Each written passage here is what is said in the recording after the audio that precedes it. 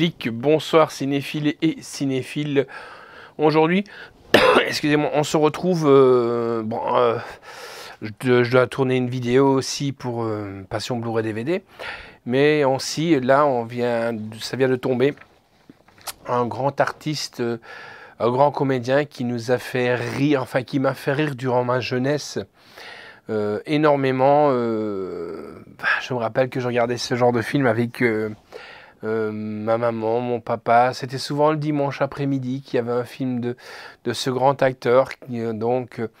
Jerry Lewis nous a quittés aujourd'hui. Aujourd'hui, le 20 août. Et je vais un petit peu faire un hommage à lui.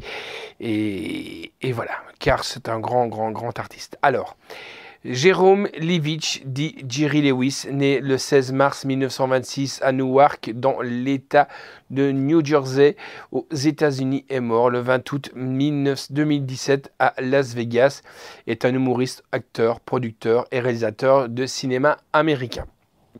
Alors un petit peu pour faire un peu sa biographie, né de parents russes et juifs, fils de Daniel Levitch, acteur de spectacles de variété, Danny Lewis, de son nom d'artiste, Jerry Lewis, se fait connaître en formant le duo comique Martin and Lewis avec le chanteur Dean Martin.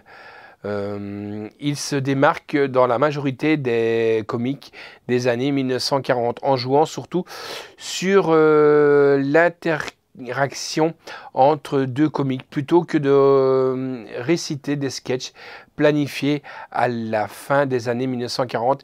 Ils sont nationalement connus d'abord pour leur représentation dans les boîtes de nuit, puis en tant que stars de cinéma.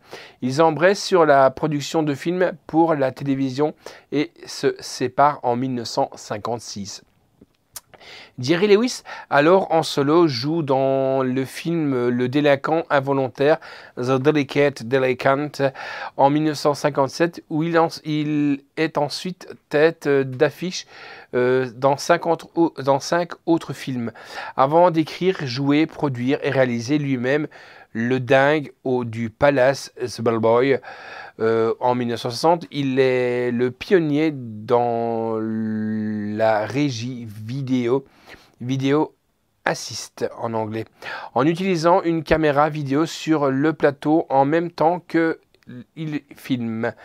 Pour pouvoir visualiser immédiatement le résultat, cette technique devient un standard dans l'industrie. Donc un pionnier en plus.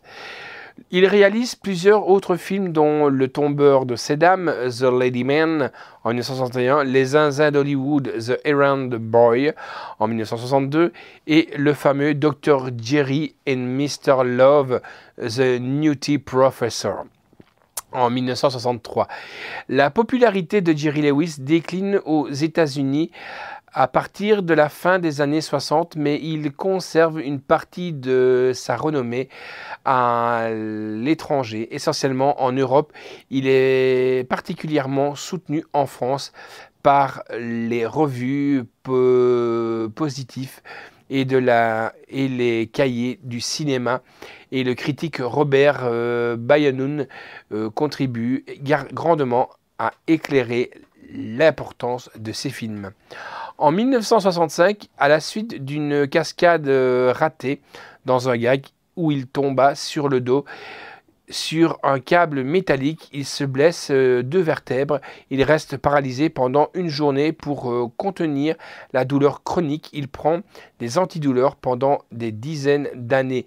Il pense un moment au suicide, puis il découvre en 2002 la neurostimulation. Il vivait alors avec des électrodes implantées dans la colonne vertébrale, est un dispositif de type pacemaker dans l'abdomen.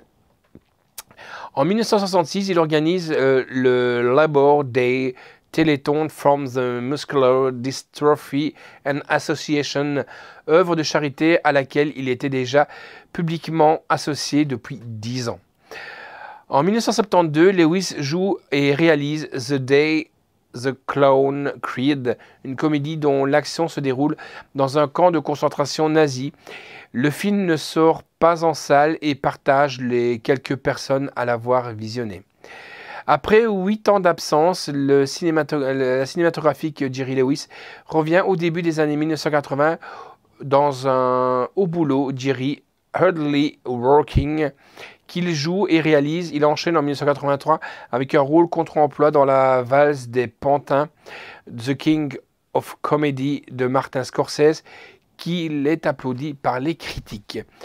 Je vais un petit peu dégrossir, mais avant ça, on va d'abord se regarder un hommage que nous, dans Passion Blu-ray, on se fixe. Et c'est un grand hommage. Regardez l'artiste que c'était, Monsieur Jerry Lewis. One.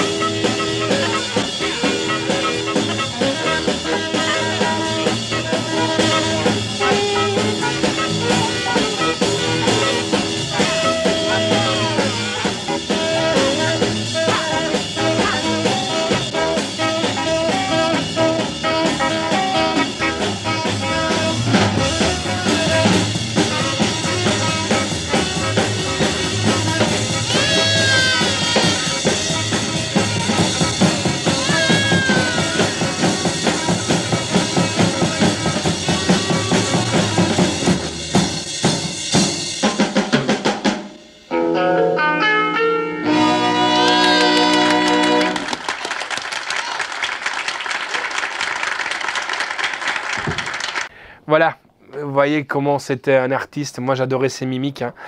Donc, en 1984, Jacques Lang, ministre de la Culture française, lui rend la Légion d'honneur. Le 6 décembre 1987, il représente le premier Téléthon en France diffusé sur Antenne 2, France 2. Donc. En janvier 1993, on le retrouve dans un long métrage d'Emir Kusturica, Arizona Dream, aux côtés de Johnny Depp, Faye Dunaway et Vincent Gallo. En 2006, il interprète le rôle titre d'un épisode de la série télévisée américaine Newark Unité Spéciale Law and Order Special Victim Unit, saison 8, épisode 4, Uncle. En 2008, Jerry travaille avec Drake Bell dans le film d'animation The Nutty Professor. En mai 2011, Jerry Lewis annonce qu'il présentera son dernier téléthon contre la dystrophie musculaire, l'acteur étant affaibli par d'importants problèmes de santé, notamment une fibrose pulmonaire. L'avant-dernier film où Jerry Lewis apparaît en tant qu'acteur, Max Rose, sorti en 2013, est un drame écrit et réalisé par Daniel Noah, produit par Lawrence Engle. Lewis y joue le rôle d'un vieil homme qui retrouve goût à la vie malgré la disparition de sa femme. Le film est sélectionné au Festival de Cannes en 2013. D'ailleurs, il était présent en 2013 au Festival de Cannes. Dans son dernier film en date, Le Casse, The Trust, tourné à l'âge de 90 ans, sorti en 2016, il joue le père vieillissant de Nicolas Cage.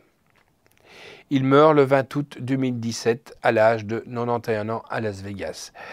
Sa vie privée, première épouse, Patty Palmer, née Deston Calicio, est une chanteuse du groupe de The Ted Fiorito Orchestra. Ils se marient le 3 octobre 1944, ils divorcent en septembre 1980. Ils ont eu 6 enfants. Gary Lewis, il est né le 30 juin 1945. Il fait partie du groupe Gary Lewis and the Playboy. Ronald Lewis, adopté en juin 1950. Scott Lewis, né en février 1956. Christopher Lewis, né en octobre 1957. Anthony Lewis, né en octobre 1959. Joseph Lewis, né en janvier 1964. La seconde épouse, Sandy Picnic, et il se marie le 13 février 1983. Ils ont un enfant, Daniel Sarah Lewis, adopté en mars 1992. Il a 7 petits-enfants et une arrière-petite-fille. Voilà, c'est tout ce que je pourrais dire. Je ne vais pas vous faire sa filmographie parce que il y en a énormément. Vous pouvez regarder, c'est énorme, énorme, tout ce qu'il a fait en tant que réalisateur, comme producteur et tout ça. La seule chose que je vais juste vous mentionner, Jerry Lewis est apparu à de nombreuses reprises à des télévisions américaines dans les années 1950, soit dans des fictions ou des émissions de divertissement comme dans un Red Stelk Show, ou alors même dans des one-man shows. Il prête sa voix à des épisodes de version française des Simpsons, Horror Show, et plein d'autres choses. Voilà. RIP à toi, monsieur Jerry, et repose en paix. Peace.